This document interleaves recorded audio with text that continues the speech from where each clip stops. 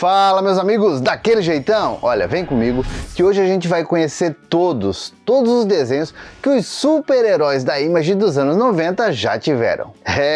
A editora Radical, fundada em 1992 por grandes astros dos quadrinhos, recém-saídos das gigantes Marvel e DC Comics, como era o caso do Rob Liefeld, do Todd McFarlane, do Jim Lee, do Erik Larsen e muitos outros caras que foram responsáveis por criar personagens icônicos dos anos 90, como o Soldado do Inferno Spawn, o divertido Savage Dragon, os radicais Wildcats, os exagerados Youngblood e muitos outros, com quadrinhos que explodiam radicalidade com armas gigantes e uniformes espalhafatosos com muitas ombreiras e espinhos para todo lado.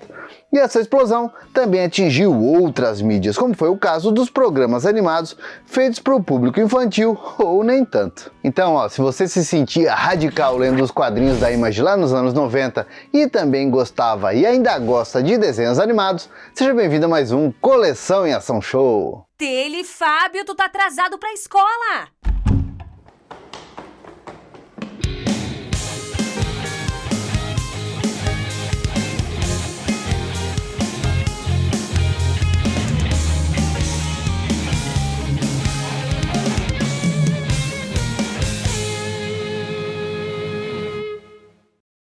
E a gente já começa relembrando o desenho do anti-herói Spawn, o mais famoso dos personagens da fase noventista da Image e que foi criado pelo artista Todd McFarlane. A série animada do Renascido do Inferno se chamava originalmente Todd McFarlane's Spawn e foi exibida tanto lá nos Estados Unidos quanto aqui no Brasil na programação de 1997 do canal HBO e também no formato de VHS, fazendo inclusive um sucesso relativo nas locadoras da época. Bom, sendo que aqui no Brasil o desenho ainda ficou conhecido também como Spawn, o Soldado do Inferno, principalmente nas exibições da HBO. If you don't have the stomach for it, get the hell out of here. What? That's supposed to make me feel better?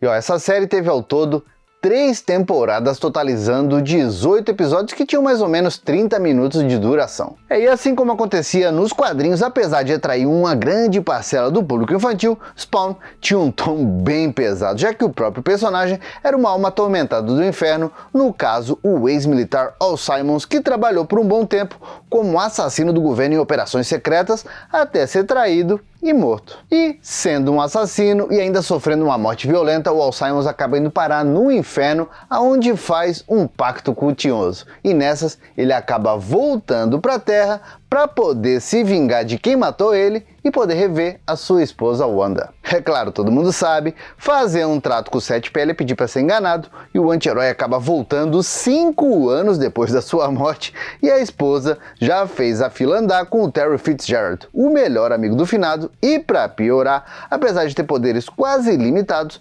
Simmons pode ser tudo menos o próprio Simmons. Daí pra frente, o pau pega com o cara derretida tentando se vingar do ex-chefe, o Jason Wynn, e também do assassino Chapel, mais conhecido como Capela aqui no Brasil. I trusted you.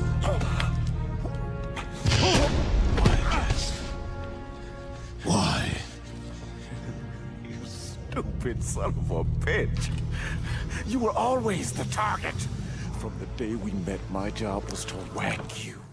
E olha, a vida do Spawn não é fácil, já que além de enfrentar quem tá na Terra, ele também tem que literalmente cair de porrada pra cima do céu e do inferno, enfrentando inclusive anjos como a caçadora Angela. Já do lado do inferno brota todo tipo de criatura atrás do Spawn, principalmente o palhaço do inferno, mais conhecido como Violador, um demônio que, seja em qualquer das duas formas que assume, dá sempre muito trabalho pro Spawn, seja nos quadrinhos ou seja aqui na série animada. Tanto que o demônio foi eleito em 2009 pela IGN como o 97º maior vilão de todos os tempos.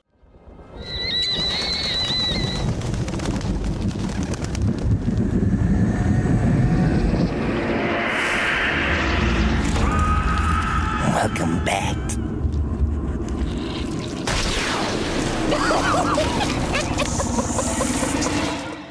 E olha, vou dizer e vou arriscar, talvez, só talvez, essa série animada seja até mais violenta que a própria série em quadrinhos. Já que o desenho é regado com muito sangue, palavrões e tudo mais que a animação precisa para ser considerada adulta, mesmo que lá nos anos 90 ninguém desse muita bola para isso. Olha, principalmente com um arco maior da primeira temporada envolvendo o maníaco psicopata Kincaid.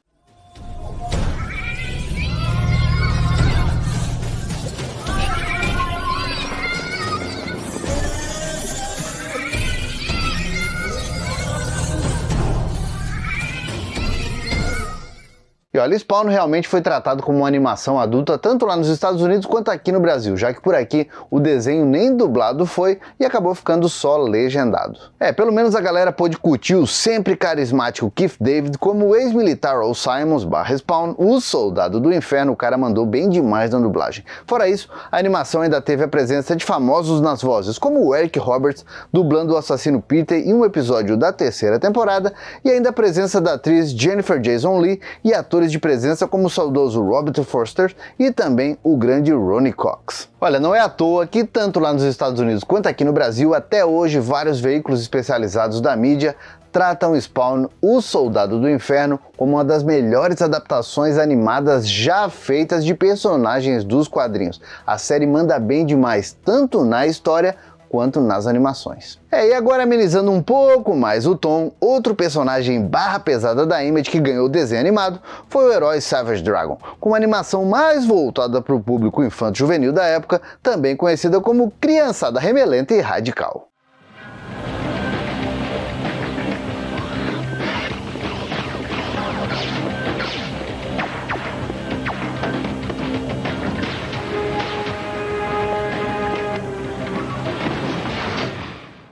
E o personagem criado pelo artista Erik Larsen era praticamente um Hulk inteligente com barbatana e uniforme policial para quem dava aquela primeira olhada. Mas bastava acompanhar melhor a história do herói policial de Chicago, que já dava para notar que o Savage Dragon era uma das melhores coisas da Image lá dos anos 90, principalmente graças ao cuidado que o próprio Erik Larsen tinha com ele. E o desenho animado do Herói Verde foi ao ar lá nos Estados Unidos entre 1995 e 1996 no canal USA. Teve 2 temporadas com um total de 26 episódios. E aqui, mais ou menos como acontecia nas histórias em quadrinhos, Savage Dragon não sabia nada do próprio passado, já que ele tinha acordado sem memória e logo entra para o departamento de polícia de Chicago, sempre enfiando a porrada na bandidagem enquanto tenta descobrir quem é de verdade.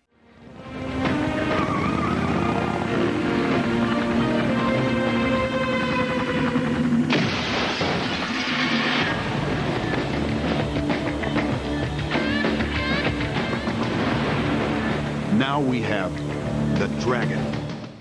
E no desenho, assim como acontecia no gibi, o maior inimigo do herói de barbatana é o vilão Overlord, um camarada com vários superpoderes clássicos, incluindo super inteligência e com uma história de fundo bem bacana, apesar do visual mais anos 90 impossível. You need to work on your aim, Overlord. Oh, really? Who's that?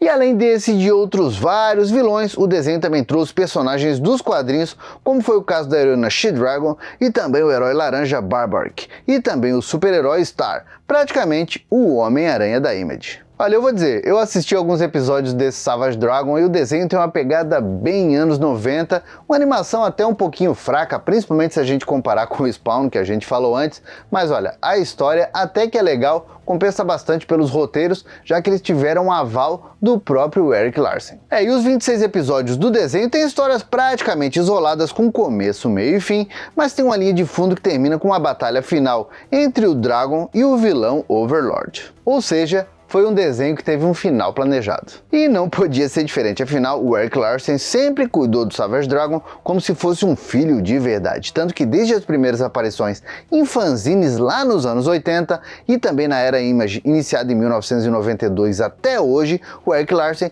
foi praticamente o único artista a escrever e desenhar as histórias do universo do herói. Uma outra curiosidade bem bacana, não sei se vocês sabem, mas é que as histórias em quadrinhos do Savage Dragon ocorrem no mesmo tempo do do mundo real. Pois é, como se cada edição ocorresse em 30 dias da vida do herói, tanto é que nos dias atuais, o Savage Dragon continua tendo seus gibis publicados pela editora Image, já passando de 260 edições, e atualmente a história acompanha, o filho do personagem chamado Malcolm Dragon e também o herói Paul Dragon, um Savage Dragon de uma outra realidade, uma realidade paralela, já que o Savage Dragon original faleceu em 2017. Olha, já o desenho animado, me ajudem aí, eu não encontrei praticamente nada sobre alguma exibição dele aqui no Brasil. Eu sei que a gente tinha o canal USA, acho que ainda tem, então pode ser que tenha passado por lá, mesmo que legendado. Vamos comentar aqui? USA has action to the extreme. Watch out for a team of evil busters in Street Fighter. And get ready for the crime fighter with scales, Savage Dragon. I can take the heat. Brand new to the USA Action Extreme Team. Saturday.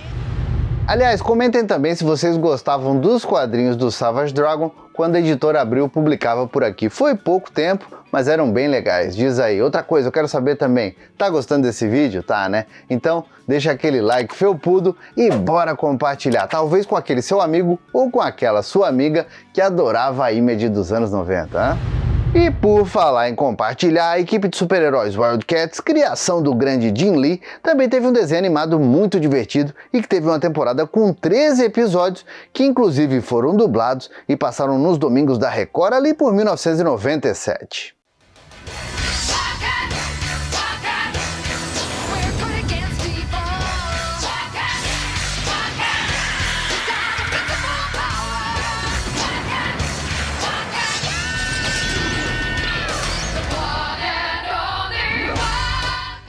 Então, se você quer saber tudo sobre esse desenho animado e também a coleção de brinquedos dos Wildcats, tem um vídeo só deles que saiu esses tempos aqui no canal, fica a dica. E agora a gente vai falar daquele que talvez seja o desenho mais doidão de toda essa lista de desenhos animados da Image daquela época, o desenho The Maxx. One of these is the Outback Slug. It can leap nearly a quarter mile straight into the air, but it has never mastered the ability to land. It has no predators. It is just stupid. Esse desenho animado teve origem no gibi criado em 1993 pelo artista Sam Kiff e que levava o mesmo nome do protagonista da história. E tanto aqui nos quadrinhos quanto no desenho, somos apresentados para a gatíssima Julie Winters, uma assistente social que começa a ajudar um sem-teto que vive em uma caixa de papelão jogado em um beco qualquer. It's wet. Dark and wet. It's the kind of weather that penetrates. Makes your skin feel itchy and oily. Dirty kind of, but real too. E o esquisito pede para ser chamado somente de O Max e se auto-intitula um super-herói usando uma máscara estranha e uma roupa completamente roxa. Ele também diz ter acesso a um outro mundo chamado Pangeia, que é parecido com o cenário australiano, tanto é que ele é conhecido como Outback, onde o Max é o rei e deve proteger a rainha da selva, uma projeção da própria assistente social. Now surrender, hopping boy, or this charming young chippy is added to my score. You killed my hostage. You killed my hostage. You killed my hostage! É claro que nessas, a Julie tem certeza que o tal do Max é apenas um pobre coitado com problemas mentais que acabou criando um mundo paralelo dentro da própria cabeça para poder fugir da dura realidade onde ele vive. E assim, a história vai mostrando o dia a dia dos dois. Só que aí as coisas começam a ficar complicadas quando surge um vilão chamado Mr. Gone, um sociopata que tem pleno acesso aos mundos paralelos de outras pessoas e começa a perseguir a loirinha, sendo enfrentado pelo Max e deixando todo mundo na dúvida se Pangeia realmente existe ou se é uma invenção da cabeça do herói roxo. O caso é que esse desenho animado foi ao ar lá nos Estados Unidos em 1995 e aqui no Brasil em 1996. E nos dois casos ele passou na MTV, naquela época boa da TV paga.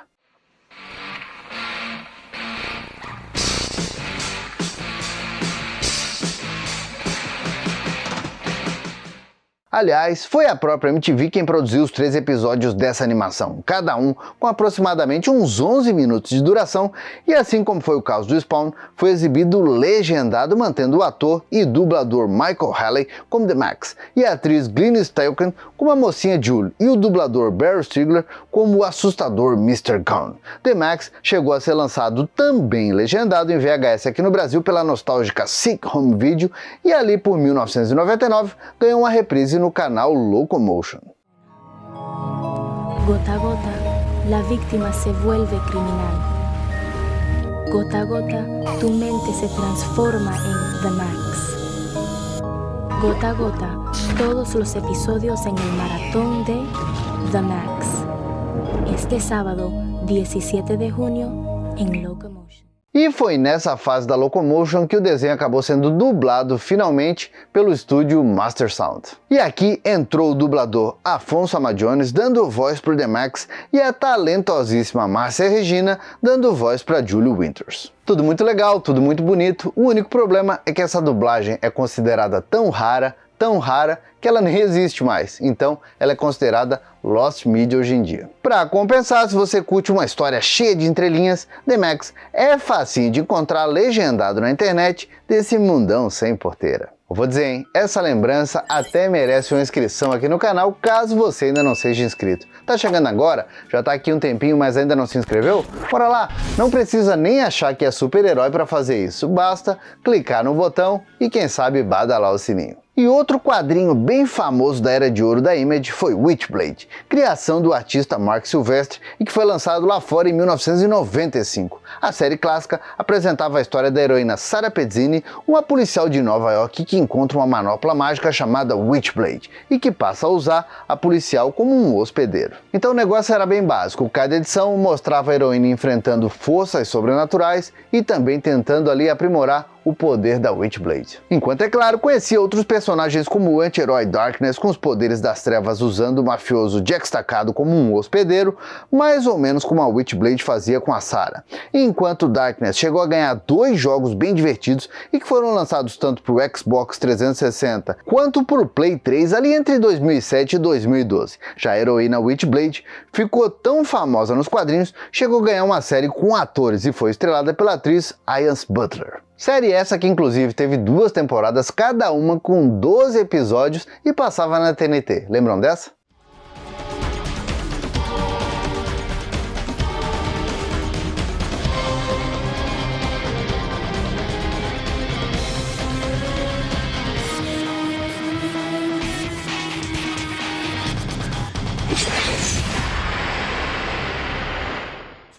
Pois é, essa série teve uma audiência muito boa e mostrava que a personagem era realmente popular naquela época. E só não ganhou uma 3ª temporada porque a atriz Ian Butler estava enfrentando sérios problemas com o alcoolismo, o que estava atrapalhando muito na produção da série. Agora, o que pouca gente deve lembrar é que Witchblade também ganhou uma produção animada, pois é, ganhou um anime para chamar de seu. E essa animação foi produzida pelo famoso estúdio Gonzo do Japão em 2006 para os canais TBS e Animax, e teve um total de 24 episódios que mostravam a Witchblade em poder de uma nova hospedeira chamada Masani Yamaha, uma moradora de Tóquio que acabou perdendo memória durante um evento natural chamado o Grande Terremoto.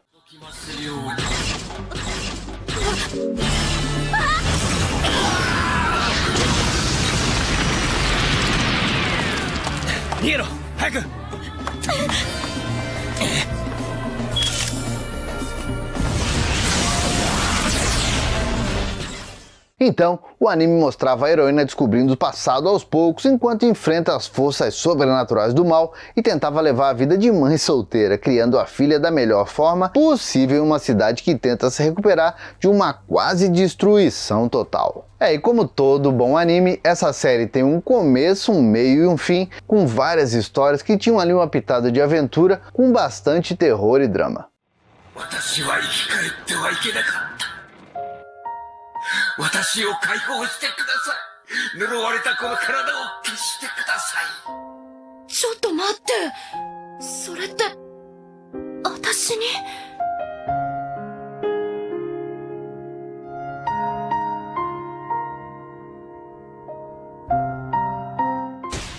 E vou dizer, hein, é outra produção que vale muito a pena ser redescoberta, principalmente por ter uma pegada bem dos animes dos anos 90, mesmo tendo sido produzida na primeira década do novo milênio. E agora, mesmo que não tenham visto a luz do dia, tem duas animações clássicas da Image que merecem ser citadas nesse vídeo. Primeiro, o longa-metragem da equipe Gen 13, grupo de heróis adolescentes criados pelo grande Jim Lee, em parceria com a dupla Brandon Choi e J. Scott Campbell.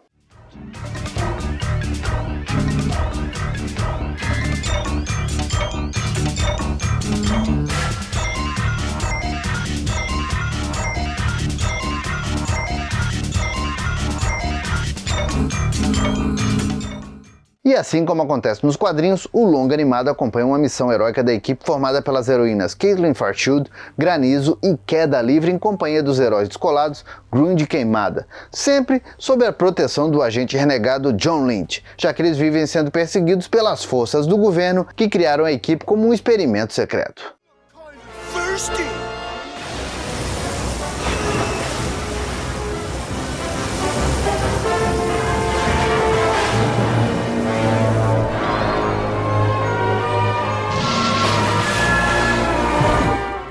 E esse filme era para ser o piloto de uma série animada e foi produzido pela Buena Vista, com direção do grande Kevin Autieri, o mesmo diretor do clássico Batman, A Máscara do Fantasma. E esse filme ficou pronto em 1998 e foi exibido em uma convenção da revista Wizard, lembram dessa? Sendo que inclusive ele foi aclamado pelo público e tinha previsão de lançamento para 1999. O único problema é que nesse meio tempo o Jim Lee acabou saindo da Image e vendendo ali o estúdio dele, o Wildstorm, para o pessoal da Warner, que fez o quê? Lançou os personagens do Jim Lee para dentro do universo da DC Comics. Aí, como a Buena Vista era da Disney, o filme mesmo pronto foi engavetado, já que a Disney não achou lucrativo promover um produto da Warner. Só que como uma cópia existe, ela acabou surgindo na internet e hoje é facinho da gente encontrar esse filme aqui mesmo no YouTube legendado para assistir completinho, fica a dica. Já a segunda produção não lançada foi um desenho animado do grupo Youngblood,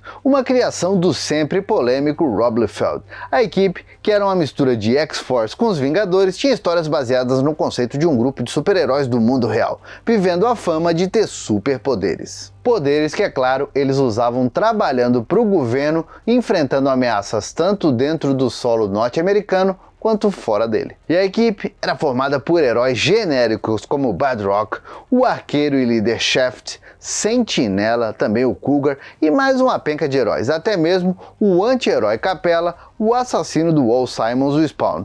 E mesmo com esse conceito meio batido, a equipe fazia bastante sucesso, já que o Rob Liefeld era praticamente um astro das comics nos Estados Unidos. E aí o que acontece? Em 1995 a Fox Kids estava planejando criar um programa com vários heróis da Image, já que esse era o auge da editora. E aí nessas, a Fox Kids chegou a encomendar um desenho animado da equipe Cyberforce, que era do Mark Silvestre, e claro, os Youngblood, que chegaram a ter produção iniciada com o desconhecido estúdio Rustabout Productions. Só que no meio do caminho, sabe-se lá por quê, a Fox acabou cancelando o projeto e Youngblood nunca viu a luz do dia. Bom, quer dizer, quase isso, né? Já que alguns testes de animação e dublagem acabaram aparecendo na internet um tempinho atrás.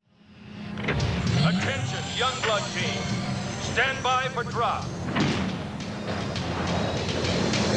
Go, Die Hard, Chapel, Vogue and Shaft, Badrock, Riptide and Sentinel. E dizem que alguns trechos também foram utilizados em comerciais dos brinquedos dos Youngblood, que foram lançados pela McFarlane Toys ali entre 1995 e 1996.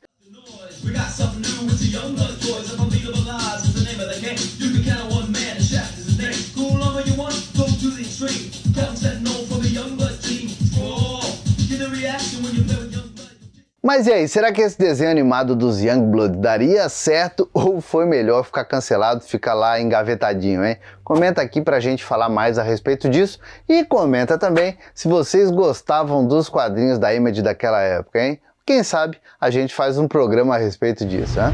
Bom, meus amigos, por enquanto era isso. Eu espero que vocês tenham gostado de mais esse vídeo. Se está chegando agora aqui no canal, aproveita também para conhecer as nossas redes sociais. Por enquanto, eu vou deixando meu abraço, dizendo que a gente se vê no próximo vídeo e valeu! E agora o meu agradecimento todo especial para os assinantes Felpudo Gold do grupo de membros do canal. Tá esperando o que para ser membro Felpudo Gold ou Felpudo Silver você também? Pode ter certeza, vai ajudar demais a nostalgia do canal.